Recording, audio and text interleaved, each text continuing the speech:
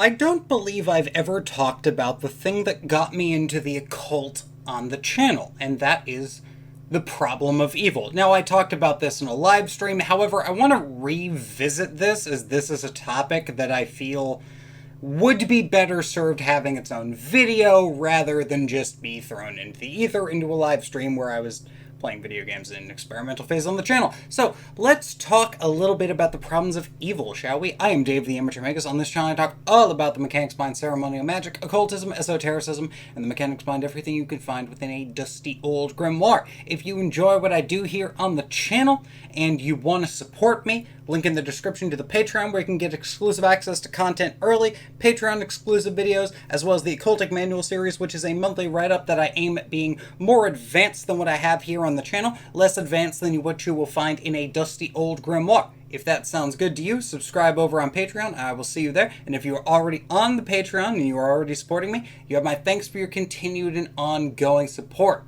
For those of you unfamiliar, the problem of evil is a philosophical question and kind of a problem posed by Epicurus.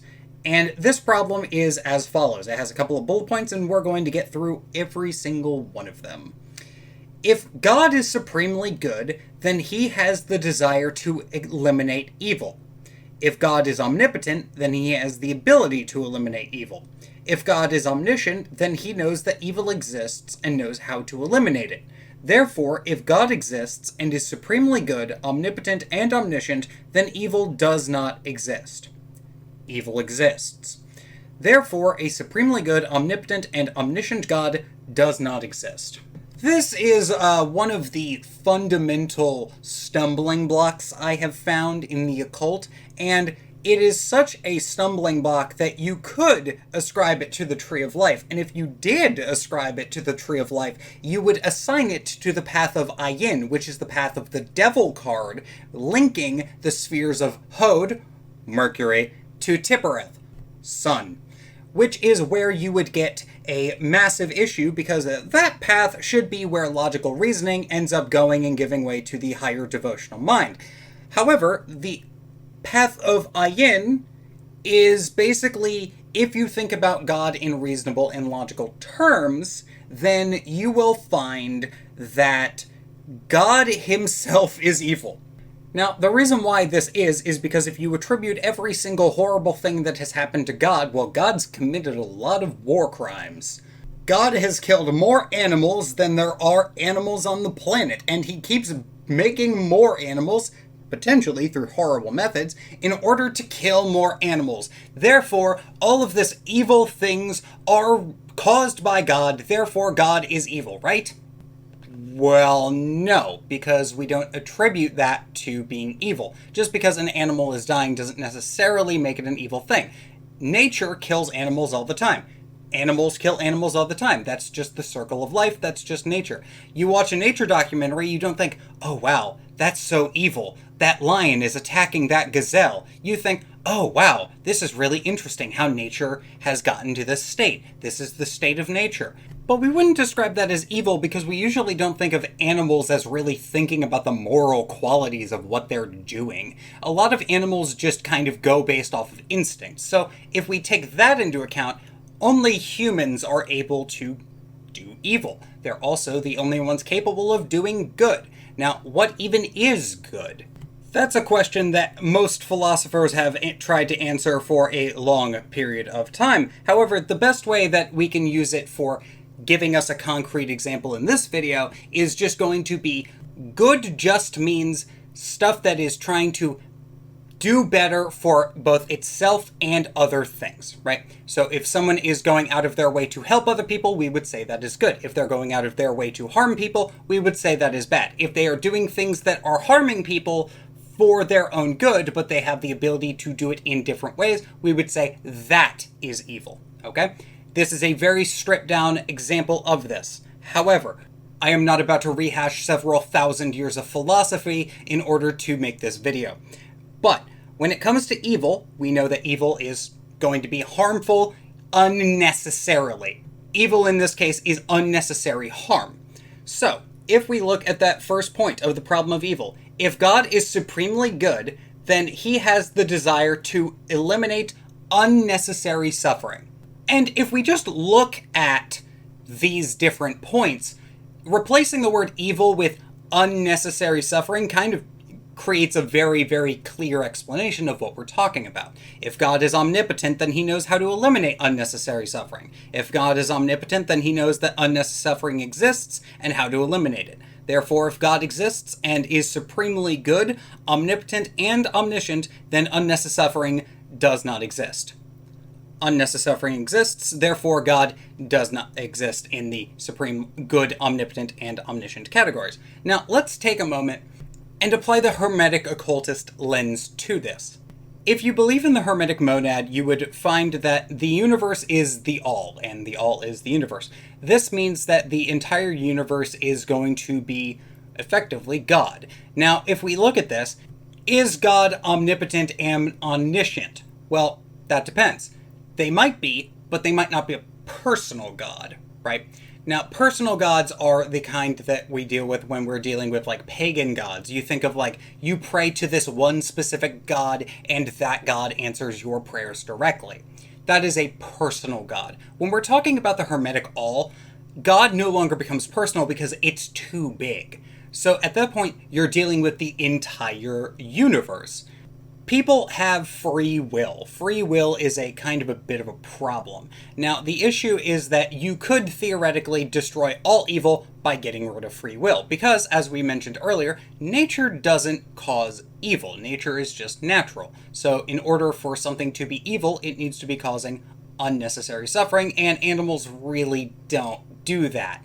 Or at least they try not to. The animals usually aren't causing unnecessary suffering. They're just trying to do their own animal thing, and, it's an animal planet out there. But for most humans, we end up trying to do our best to strive towards both minimizing and making the necessity of suffering as low as possible. We don't want any suffering. Ideally, we want no suffering, but we have to have some amount of suffering. And if we do have suffering, we want that suffering to be meaningful. There should be no unnecessary suffering. Now, a good amount of people are going to argue about, well, what constitutes unnecessary suffering, but what might be necessary for our perspective is going to be different from the perspective of the divine higher realms and the spirits. So we're not even going to get into that conversation. However, I want to explain why suffering is, at least in some regard, necessary.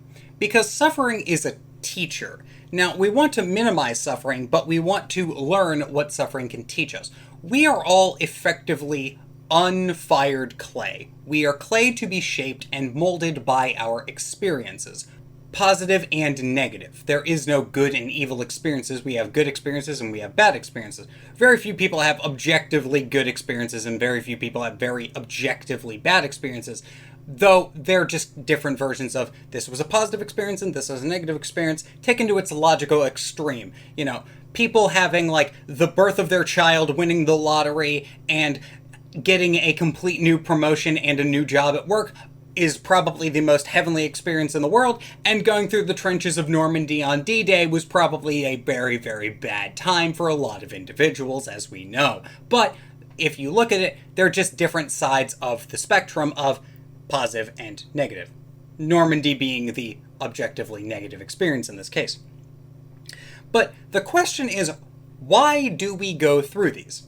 And the answer is because suffering is a catalyst for change. If you are suffering, you don't want to be in that state. You want to push through it or at least change. Now, there are those individuals who are going to just use suffering as an excuse to complain, which kind of leaves them in the state. But if everything is going well and you're a well-adjusted individual and you have not acclimated to your horrible situation, you're going to want to get out of that horrible situation and you're going to want to move on. You're going to want to move on in your life and you're going to want to move on to better things that you don't have to suffer whatever problem you are suffering day in, day out. I mentioned earlier about the fact that what is unnecessary suffering to you might not be unnecessary suffering to the divine. And this is where I want to question one of those little things that we've mentioned already. Unnecessary suffering exists, or evil exists. The divine being the entire universe kind of has a weird situation going on, where the divine doesn't actually see anything as good or bad, it just sees things as they are. Now, below the absolute purest all, you're going to have things like justice spirits, and of course those are going to know, no, that's morally wrong. But even there, they are acting on a moral code, and they really only interfere and deal with things if there are moral issues going on. Justice spirits usually are slow to act and slow to anger, but when they're angry, they come down like the thunder of judgment that they are. But when it comes to is something good or evil, the divine doesn't really kind of weigh in on that, right? We think of plants being toxic as generally bad, but they're bad for us. However, if you take chocolate and you give it to a dog, that's going to kill them, because humans are resistant to an absolute massive amount of plant toxins. We are immune to so many, where our bodies can process so many. We have cultivated hotter peppers in order to make them spicier because we enjoyed the pain of the spice. We have taken something that is a deterrent, a natural deterrent to keep these plants from being eaten, and we are now actively trying to breed them in such a way that these plants are more deterrents for natural predators. And by natural predators, we mean us when I put those jalapenos and every California Reaper into my spicy chili. And I'm sure if those peppers could rationally think, they would think one of two things. Wow, that's really messed up how you're taking the fruits of these fruits and then you're just like trying to make them even more toxic to everything in order to derive a pleasure response from the pain. Or they would think, wow, this is great. We get more, like, we don't have to worry about natural predators. We don't have to worry about any of this stuff. All we need to do is keep making spicier and spicier, like, fruits. And like, that's what we're doing. Right? That's what they would probably think. They would think one of those two things. We have turned the pepper's defense mechanism in order to keep animals from eating them, we have made it so that we are cultivating them specifically for the experience of suffering pain, which is probably the most human thing possible. Cultivating the experience of pain in order to feel it in a safe, controlled environment. Now, most of the time when we experience suffering, we're not going to be experiencing suffering in a safe control environment. Usually there are certain universal truths like death and taxes that are always going to be lingering over our heads. And those two things are always going to be present in our lives. And those are going to be moments where we are going to experience a change. I mentioned before how we are changed constantly by our experiences. Well, just as the highest joys are going to shape you in particular ways, so will the deepest tragedies. The deepest tragedies will shape you in particular ways. Breakups, deaths in the family, your pets dying, those are all going to be things that we are all going to experience. These are universal parts of the human condition. And there really is nothing you can really say when somebody is going through these, because you're never going to really know how to empathize with somebody until it's happened to you. You can try to empathize with people, but that doesn't mean you're going to be empathizing with the actual situation. You're empathizing with them based on a situation that you have constructed in your head. And as we know, the map is not the territory. So the actual experience is going to affect you. This is why it's important for perspective. And this is how I solved the problem of evil. The problem of evil was solved for me when I realized that I don't even think evil exists, as it were. Evil does not really exist in the way that people think it does. I think evil doesn't really exist. It is everyone's perspective on it. And the perspective of evil from the perspective of the divine is going to be radically different. The bird's eye view approach of things, right? If you think about it, and if I say, oh yeah, we have to stick a knife in you and cut a part of your body out, in a vacuum, that sounds terrifying. That is terrible. Like, oh yeah, we just have to, like, cut out a fucking chunk of your body But now if I rephrase that as saying, yeah, we have to do an operation to remove your cancer, well, suddenly that's a little bit different. Maybe some of you guys assumed that that was where I was going to go with that. But if I just say, yeah, we have to cut off your leg is perfectly fine, but we just need to cut it off for no reason, I think we would all say that that is probably evil and that the surgeon in question is evil. But when it comes to a majority of situations, the divine doesn't view things in terms of good or bad. It just views things as in terms of experience. You know, there's a planetary power that is associated with just raw change. You know, like, that's kind of weird, right? If you would look at the planetary power Scorpio, we see, oh yeah, Scorpio is the planetary power of change. Well, that's kind of weird, isn't it? That's kind of weird. Why would it need to be change? Why is it a fixed sign? Because according to the divine, the only thing that needs to be constant is changing. If you're listening to this video, the words that you are hearing right now are changing. They're changing as I am speaking them into this microphone, and then they will come to you through servers that will send them out to you. But from the perspective of the divine, this is acceptable. Now, if I just kind of did nothing and there was dead air, we would say that, well, nothing is going on, right? And you would eventually get bored. If this was an hour of just white noise, you would click off, right? You're changing the video. This is what the divine wants. The divine ultimately just wants change. It doesn't care about good change or bad change. Now, we occultists want good change, or what we would perceive as good change. We want prosperity. We want happiness. We want all of that things. We don't want negative things coming into our lives, ruining our good happiness and our good vibes. So we do magic to change what things are coming into our lives. We do magic to force the good change and banish the bad change. This is what we do as occultists, and this is how I personally rectified the problem of evil. The problem with evil is that evil doesn't exist. That is the real answer. Evil doesn't exist, and if God got rid of evil, well, he would also be getting rid of free will.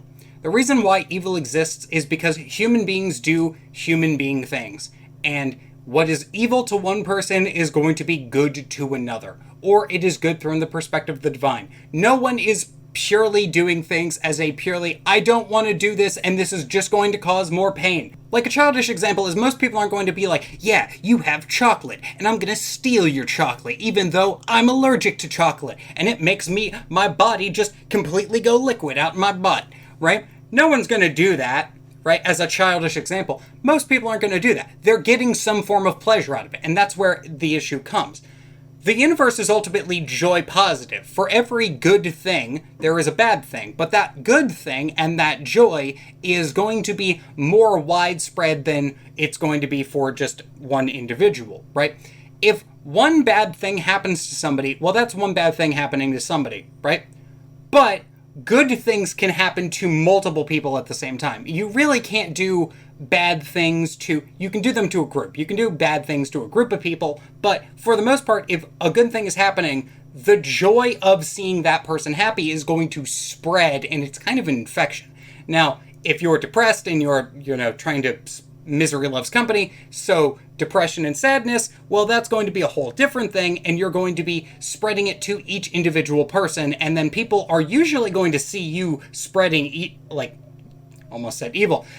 People are going to see you spreading negative things and just kind of hostile and emotions, and they're going to try to avoid you because they don't want to become, they don't want you to ruin their day. But if you're making people's day, they might help you out, and they might, try to, raise your spirits. This is the final section of why I wanted to make this video, and this is the final section of how I confronted the problem of evil. 1, evil doesn't actually exist in the mind of the divine. It is our perception of evil, and what we think of as evil might actually be necessary for long-term plans of the divine, right? Some horrible situations need to happen in order to be character development moments for people. And the universe is ultimately joy positive. That is the thing that got me to keep going, and that is the thing that has made it impossible to, be long-term depressed after a certain period of time. Because, if I just think about it, the universe is ultimately joy positive, And that is worth celebrating and being happy about. With that being said, I have been Dave the Amateur Magus. Hope you guys enjoyed this video. At the time of recording, the videos are doing great. So thank y'all for watching. Hope everyone is having a good day. If you're not having a good day, hope from the bottom of my heart your day gets better. I know this was a heavy episode, but you know what? I wanted to do it. Take it easy. Take care. See you next time.